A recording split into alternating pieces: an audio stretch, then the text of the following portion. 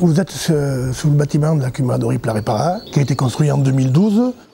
Donc le bâtiment fait 900 mètres carrés au sol et une toiture de 600 mètres carrés de panneaux photovoltaïques qui représentent 100 kW. La CUMA elle a 9 adhérents. Une CUMA qui a été créée en 1947 par nos grands-parents. Donc on est la 3e génération aujourd'hui. Donc l'idée de la construction du bâtiment a émergé en 2008 suite au départ en retraite d'un adhérent où le matériel était stocké essentiellement chez lui.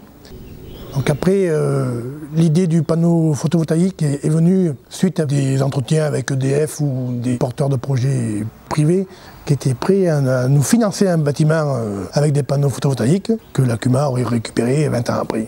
Donc nous, on s'est dit qu'il fallait mieux qu'on investisse nous-mêmes dans ce bâtiment et qu'on récupère la vente d'électricité pour nous que plutôt pour un financier. Donc le bâtiment, c'était autour de 120 000 € et la partie photovoltaïque représente 200 000 €. La CUMA a acheté le terrain et il y a juste la création d'une société pour la production d'électricité, la SARL de la réserve qui revend l'électricité à EDF. Et en contrepartie, il y a un bail amphithéotique qui lie les deux structures.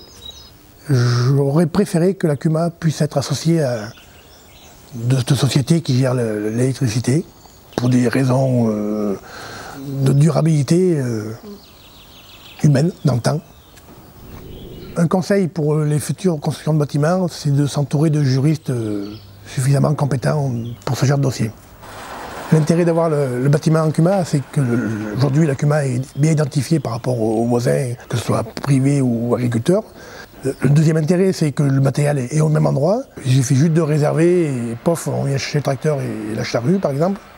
On a un troisième intérêt, c'est que la revente d'électricité permet de rentabiliser l'installation. On fait de réelles économies sur le remboursement de l'emprunt. En plus, la région Rhône-Alpes nous a bien aidé au niveau de la construction de bâtiments, qui a eu 40% de subvention. Et je pourrais rajouter un 4e point qui a été la construction de bâtiments, qui à mon avis a été une plus-value au niveau humain, parce que le terrassement a été fait par les adhérents eux-mêmes, avec le tractopelle de la CUMA. Certains ont amené des pelles mécaniques, des mini-pelles, et ça a apporté un plus au niveau de la mentalité de la CUMA.